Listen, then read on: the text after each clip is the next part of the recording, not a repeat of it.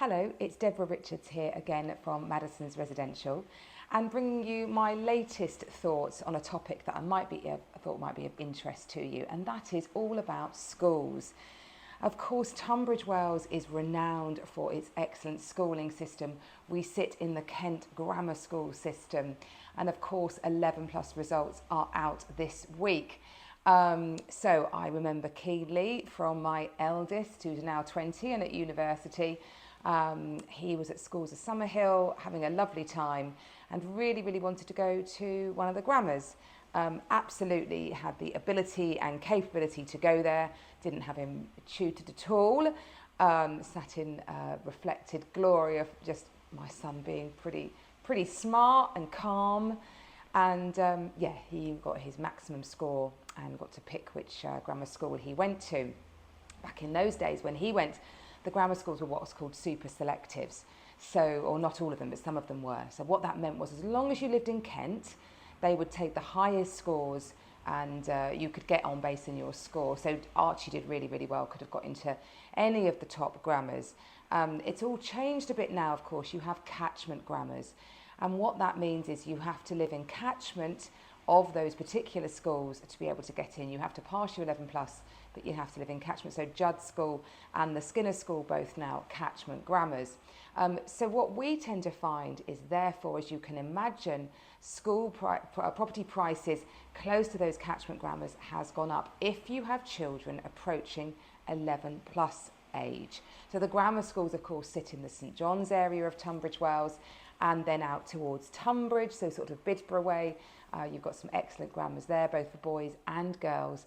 And so those schools that sit around that Colvard Down area or the St John's area, when your children are getting a bit older, that is what can really be a premium. Make sure your child is correct for a grammar school would be my one bit of advice. And then as long as you live in catchment, you'll be absolutely fine. And it's because of our 11 plus system, therefore, of why the primary schools have such a premium on them as well. There was a really interesting bit of research recently that showed that an outstanding primary school property, property within that catchment can get 27% of a premium against more of a struggling school on their Ofsted. And of course in Tunbridge Wells we have some amazing primary schools. We've got the mighty Claremont School, which sits in the heart of the village area. Popular as well because it has nice architecture. Proximity to the town is very good, so you could walk down to the high street, the main line station, quite easy. So Claremont School, very popular. You've also got St James, Bishopsdown, St Peter's.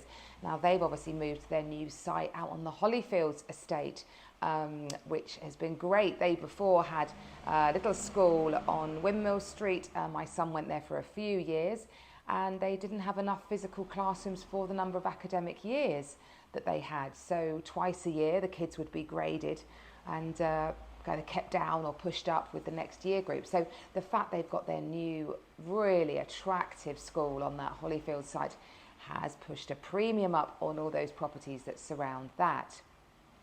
So of course you might be thinking when you're moving to Tunbridge Wells, I hear about these great schools, what is it I need to know about? And I think it depends on the age of your child.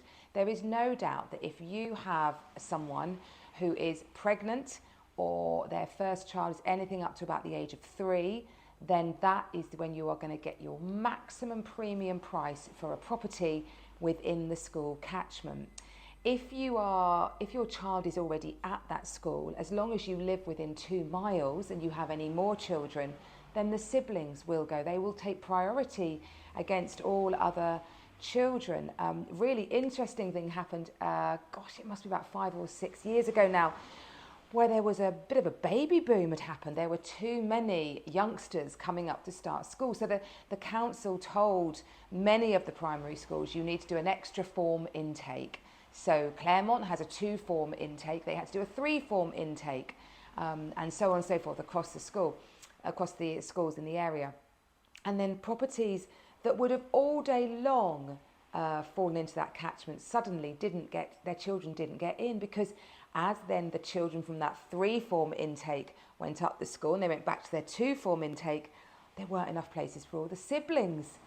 So I heard a great story about Bishopsdown, the property at the end of the driveway. Their children didn't get into the school in that year. So always be a little bit careful of that. But generally, if you have got children that you want to start, then make sure you live quite close to it. Do bear in mind though, living really close to a school comes with some disadvantages. It will be quiet on the weekends and in the evenings, that's lovely.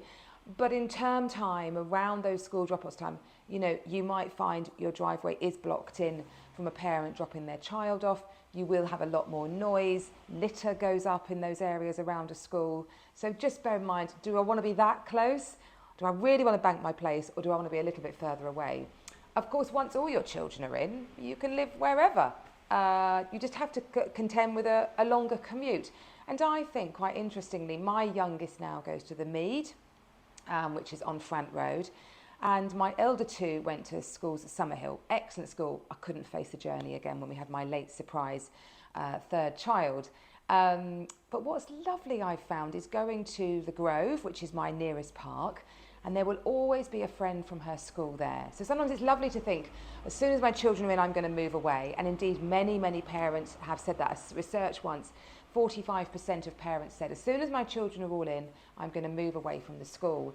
But that was found not to happen as much as you might think, because the reality is their friends will be on their doorstep. You could walk to school, great for the environment to be able to walk to school, great for your child's own emotional, psychological well-being to be able to walk to school. And to have friends near you means that despite many people thinking that will happen, they stay there for a lot longer until they're contemplating downsizing. So if your child is older, you'll want to think about the grammars. Younger, you'll think about the primaries, and you'll be looking at those primaries grammar school entrance. But if your child doesn't get into a grammar school, it is not the end of the world. Personally, I think, having had a son go through a grammar school system, it has got to be right for them. My son Archie, very bright, a very good boy, a very quiet boy, got completely lost in the grammar school that he went to. He wasn't naughty, he didn't have a brain the size of a planet, so he was in the middle pack. They've got to be able to cope with a grammar school environment. And if they can't get into a grammar school in Tunbridge Wells, or you feel that's not right for them, there are excellent other independent or state options. Bennett is phenomenal school, as is St Greg's, Skinner's Kent Academy. They're all really brilliant schools. And in the private sector, there's some great options as well. But take a big, deep breath. If you are thinking of going to a private school, it is super expensive at secondary level. And that's why a lot of parents think, okay, I might swallow a private school fee for my primary children, and then they can hopefully get into a grammar, which means that I don't have the really heavy secondary school cost. So lots of things to consider. I'm happy to chat to anyone about it in more detail. My team have got lots of experience. I hope that was of use. I look forward to seeing you next time. Bye-bye.